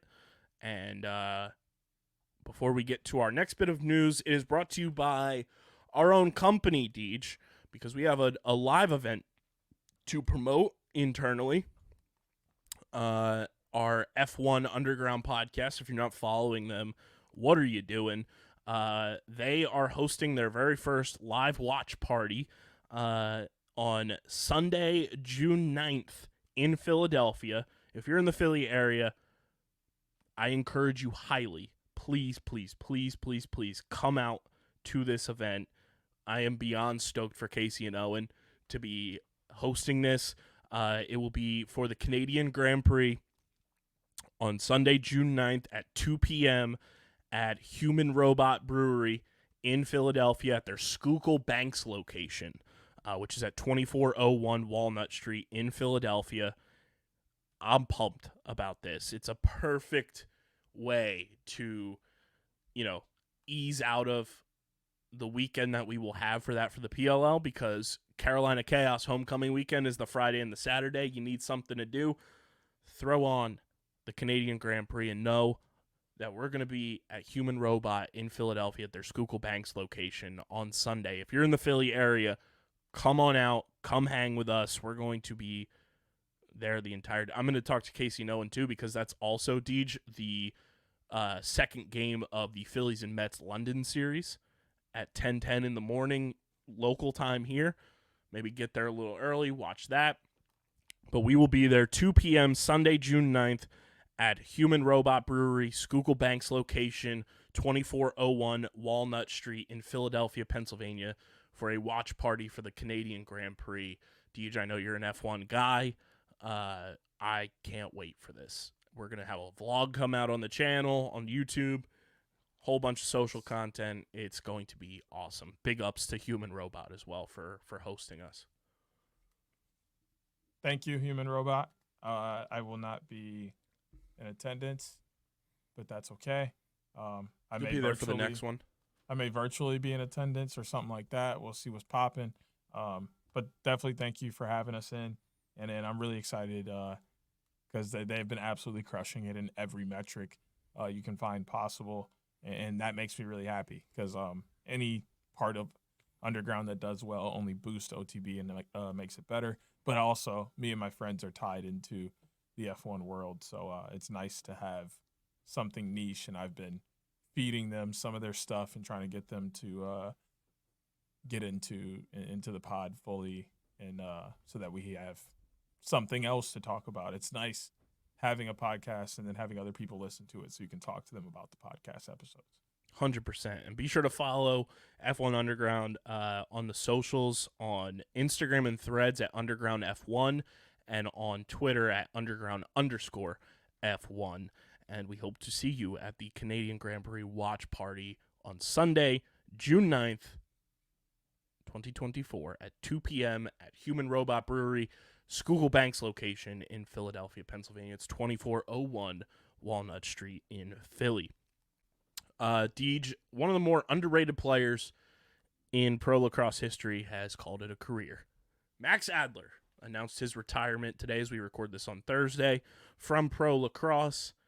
I will pull up his statement here that he posted on his socials. Max was an absolute joy to watch, no matter what the style of lacrosse he was playing, whether it's box, field. He was awesome. He is one of the nicest guys, too. Big team guy. Wasn't even playing last year for Chaos, but showed up to training camp, showed up to a bunch of their games. So Max posted this on his socials. Playing lacrosse at the highest level has been a dream come true. I am filled with gratitude as I reflect on my career while announcing retirement from playing professional lacrosse. I have had the privilege of experiencing some of the best moments of my life on the lacrosse field, and I owe a great deal of my success to the unwavering support of numerous individuals throughout my journey. Pulling it up here. Kiki Bosch, thank you for introducing me to this incredible sport. Coach Jim Murphy for believing in me and providing me with the opportunity to play at Bentley University. Chris Marmiani for your dedication and guidance in teaching me the nuances of the game. Joe Nardella for being a mentor both on and off the field. Coach Jimmy Pendergast, your expertise in strength and conditioning has been instrumental in my ability to perform at my best. BJ O'Hara, Tony Seaman, John Cohen, and Mac Freeman, I am forever grateful for the chance you took on me and allowing me the privilege to play for the Denver Outlaws. Andy Towers, your leadership in the PLL has been inspiring and unforgettable. To John Tavares, Chugger, and Eric Vince, thank you for the opportunity to represent the Buffalo Bandits in the NLL and for the incredible experience of winning a championship for the city of Buffalo. Buffalo is a place where the best fans in any sport call home. Banditland holds a special place in my heart, and I am grateful for their unwavering support. I also want to express my appreciation to my colleagues at ESPN for supporting my dual passions and dreams, and to my teammates. You are not just teammates, but my best friends who have always had my back. I love all of you and will always have your back in return. As I close this chapter of my life, I am filled with gratitude for the amazing experiences, relationships, and memories that lacrosse has brought me. Thank you to everyone who has been part of my journey and has helped me along the way. Your support and belief in me have meant more than words can express. Thank you, lacrosse, for the incredible journey. It has been an honor and a privilege to be a part of this amazing sport. Max Adler. It always sucks seeing somebody hang up the cleats. But, I get it at the same time. You can't do this stuff forever. Your body can't hang forever. You have, other dreams and goals in your life. But I kind of feel like his career was a little short. 2017 to playing-wise last year with the Bandits. I feel like he had a couple more years in him and really could have done some things and won a couple more chips, but at the same time, that's his decision to make, and he's going to be missed in the sport, and maybe we'll see him come back out of the rafters like we've seen a handful of guys do across several sports from time to time. So I won't say that it's completely out of the mix, but he will definitely be missed. Great guy to talk to in the pressers and had a great energy both on and off the field. So Max Adler went from walk-on at D2 Bentley University. He was a wrestler before playing lacrosse. And this is what his pro lacrosse and college lacrosse career looks like for everybody at home. He finishes as a two-time Division II All-American, one-time MLL All-Star, one-time MLL Face-Off Specialist of the Year, one-time MLL champion, one-time PLL champion, and one-time NLL champion. That's a pretty decorated roster of accolades for a player who played professionally from 2017 through 2022-2023 and walked on as the fifth face-off guy at Bentley.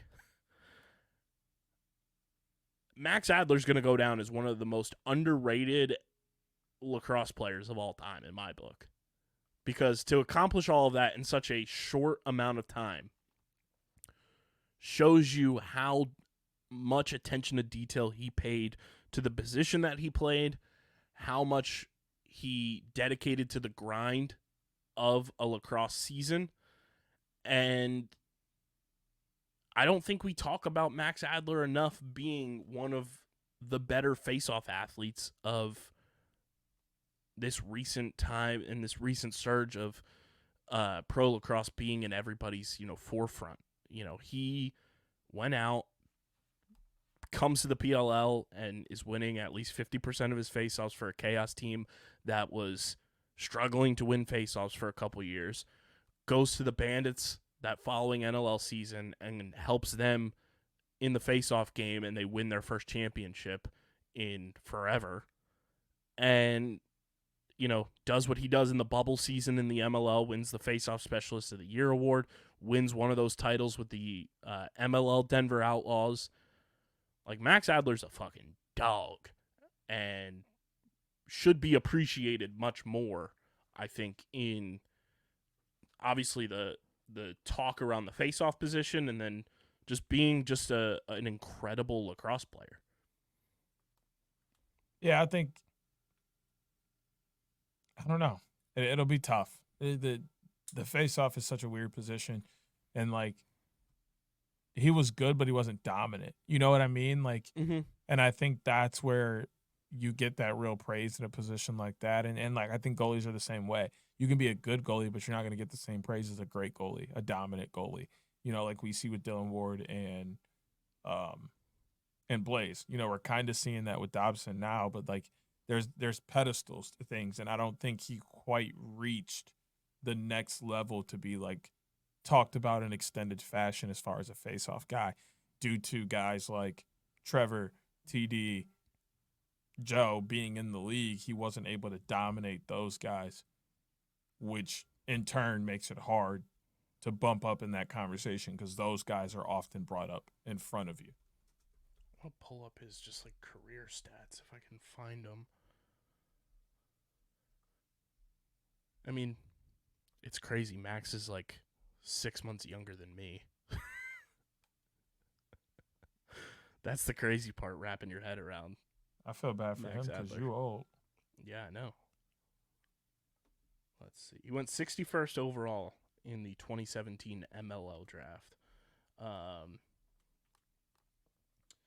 His MLL career, he finished with 540 faceoff wins in 934 attempts. So he went almost 58% in his MLL career. And then he went 203 for 413 in the PLL in 12 total games in the regular season, which is good for just under 50%, at 49% in the PLL. Pretty damn good. I mean, for a guy who like stepped in like kind of out of nowhere because he didn't make that initial jump from the MLL to the PLL like some guys did, and waited and played in the bubble, and he played a couple more years with the Outlaws, and then just jumps right in and is able to go well above what some of the Chaos guys were doing face-off wise. I want to get his career totals here. Or I'm sorry, the 49% was his totals including the playoffs. So he went in the regular season 131 for 283, which is 46% in the regular season, but 49% overall, including the playoffs in the PLL. And the just over whatever number I said, 58% was his career, including the playoffs. He went 479 for 820 in the regular season in the MLL, which is about 58%. Pretty damn good for a guy who just walked on and was like looking for a shot at a D2. You got to give the tip of the cap to Mad Max. I mean, the same thing kind of happened with Connor Farrow at LIU Post, I think he was at. Like, it's still very abnormal. But yeah, I just don't think he was very good. And that's the problem. He was just very good. I don't think he was great. And I think that's what stalls him. But his impact was definitely felt around the sport, both on and off the field. And I think that's the bigger part here. It is more so how the sport feels about you and in your career. And I think the sport respects him and everything he's done immensely. Yeah, and his career totals, including the postseason between MLL and PLL, just under 55%. It would probably round up to 55 the way the numbers fall. 55% though for a career, as you're winning more than you're losing. That's pretty fucking good. Scored a goal in the playoffs too for the Bandits when they won the championship in 2022-2023. And Max Adler, man, what a career. In such a short amount of time to accomplish all that is so fucking cool. And it was like, we talked about every year, he was like the guy that it's like, if Max Adler's on your team, you're going to win a championship for 3 straight years. You know, did it for such a long time on that type of run is pretty awesome to watch. So shout out to Max Adler. We'll have to get him on the podcast at some point for sure. That'll be an easy one. But, Deej, it's Final Four weekend. And it's brought to you by Tomahawk Shades, the best small batch eyewear in the game. We're going to be wearing those bad boys all weekend long. Guys, Tomahawk Shades are giving you an opportunity to get affordable eyewear, from sunglasses to blue light glasses and prescription lenses, for a fraction of the price of the big eyewear companies. It's founded on Long Island by 2 brothers, and they just wanted to combat those big eyewear companies from price gouging you out the wazoo. Why are you going to spend $400, $500, $600 or more on a pair of sunglasses that could get lost, could get stolen, could break, when you can get the same type of eyewear that is better quality for a fraction of the price? And that's what Tomahawk Shades is offering you. Go to tomahawkshades.com or download the Tomahawk Shades app in the App Store or Google Play Store. And when you go to checkout, use code USP for 25% off your order from our friends at Tomahawk Shades. That's tomahawkshades.com, or download the Tomahawk Shades app for 25% off your order from Tomahawk Shades. Final Four, Portal Jones. How we feeling going into the weekend at the link? We're getting to that time of the year. As we saw last week, the Elite Eight and the semifinals for D3 happened so quickly, pretty much back to back. Washington Lee does the unthinkable, the one thing nobody saw coming. Knocked off the previously undefeated Salisbury Seagulls 16-15 to post their spot into the Final Four. Bowden takes down Middlebury 12-7 to post their spot in the Final Four. RIT over Christopher Newport 19-15 to get their spot, and Tufts grabs the final spot in the Final Four with a 16-6 victory over St. John's. The very next day, you heard that right, the very next day, they played the semifinals. I think that is atrocious. I think that is awful, and there needs to be another way to figure that out. But you cannot have D3 kids playing full lacrosse games 2 days in a row. At least a day in between. Or you bring them out here for championship weekend and you pay just a little bit more money to get the facility for Friday. They play their semifinals on Friday. And you know what? Do D2 semifinals on Friday too. Why not? D1 semifinals on Saturday, or however you want to divvy that up. And then you have your championships Sunday and Monday. But you got to find a way to get these boys accurate rest. With that being said, RIT over Bowden 19-11. Tufts over Washington Lee 19-13, which gets us our championship day matchup Sunday, May 26th at 1 p.m. at Lincoln Financial Field. It is going to be Tufts, who is rocking a white helmet this year. Hold on, let me go and grab this so I can accurately describe. They're wearing a base white Arrow, STX Arrow, and it has camo Mohawk, camo Jumbos, camo Elephant with blue outline, and it's an all-white helmet. That's going to be their MDW helmets for the championship game. As we know, every year they drop one when they make it back to Memorial Day weekend. So those are going to be exciting to see in person and how they're looking. But from pictures, they look absolutely stunning. They're going to be taking on RIT, who's going to be looking to grab their second championship in 3 years. Semifinals, Adelphi takes down St. Anselm 12-9. Lenore Ryan over Tampa 15-14. Lenore Ryan will be taking on Adelphi Sunday, May 26th at 4 p.m. Lenore Ryan going to be looking to become back-to-back champs after they took down Mercyhurst last year in Lincoln Financial. They're going to be looking to repeat in the same spot, taking down Adelphi this time. And the one that we're all really here for, Notre Dame takes down Georgetown with ease 16-11 as they got 5 huge points. 5 goals and 6 huge points as he got 1 assist from Pat Cavanaugh to push them to victory. Maryland over Duke, which I don't think anybody saw coming at any point. It was a fantastic game, but Zapatello neutralizing Brennan O'Neill once again. Maryland grabs a 14-11 3-goal win over Duke to punch their ticket. Virginia outlasts Hopkins in overtime to win 11-10 in what was an extremely close game, an extremely exciting game, a game that has controversy written all over it in terms of who's going to start in goal now for Virginia in this game.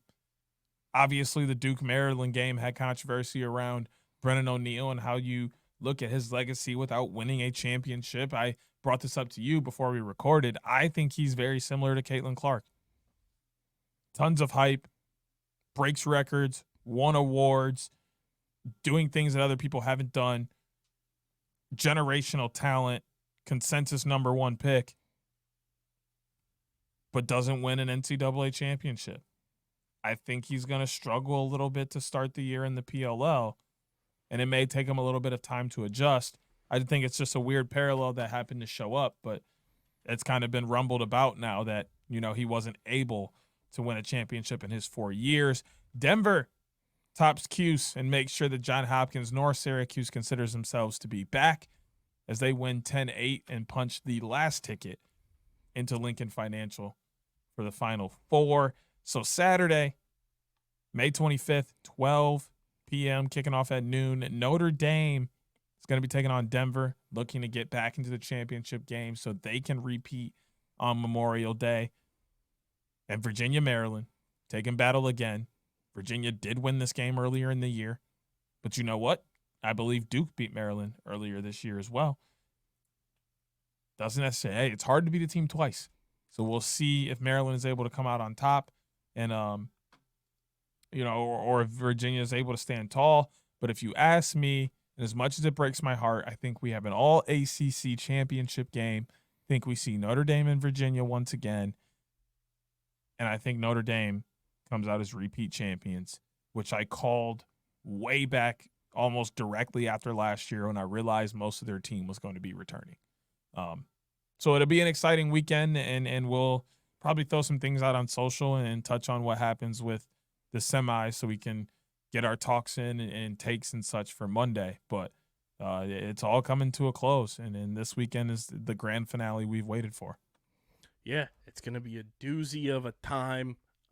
We will be in Philly, so if you're going to be at the Final Four, come find your boys. Championship game is Monday, Memorial Day, May 27th, 1 p.m. We'll be making tons of content, and we will be for sure in the stadium on Sunday and Monday. And then we're still figuring out, just because of prices, about Saturday. But we will be making tons of content. Be on the lookout for the boys all weekend down at the sports complex in Philly, your boys' stomping grounds. It's going to be a badass time. Deej is going to be in studio from Saturday to all the way through our Albany trip, which we're going to be doing a very fun series on the road this year. When we are on a PLL weekend, we're going to be doing hotel reviews on TikTok and Instagram Reels. So definitely stay tuned for that. Our first one coming up in Albany. And Deej, it's field season, baby.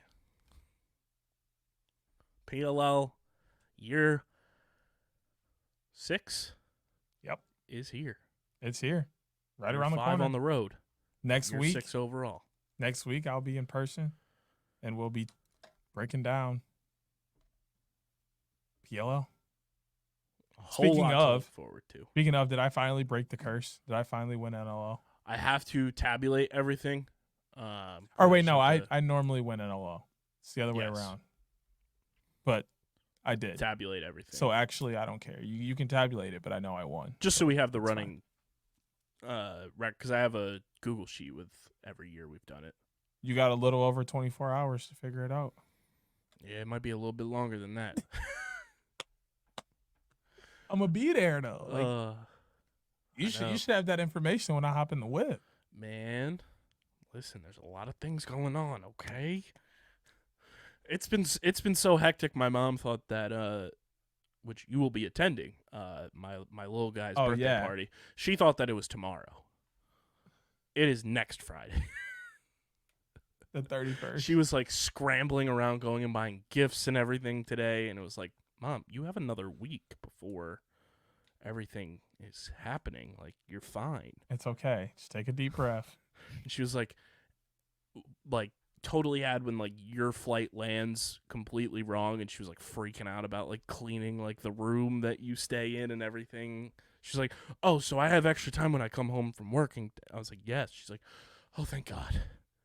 It's like, relax. She ain't figured this out yet. I was like, he's technically not really going to be here until like after Saturday. Midnight. Yeah. So relax. You got all day.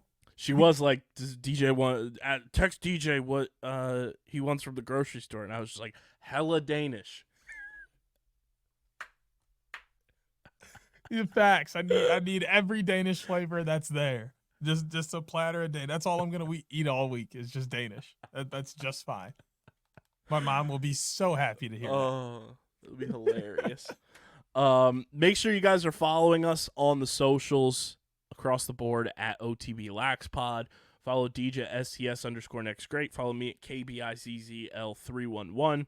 Subscribe to the podcast feed, Apple, Spotify, wherever you get your podcasts in audio form. Leave those 5-star ratings and reviews. It really does help when you guys subscribe, so keep subscribing.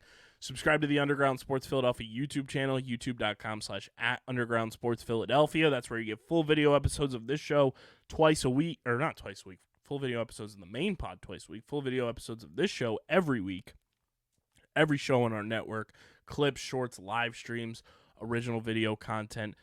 Subscribe to the Outside the Box podcast YouTube channel as well, youtube.com/@OTBLaxPod. That is where all of our summer vlogs are going to be.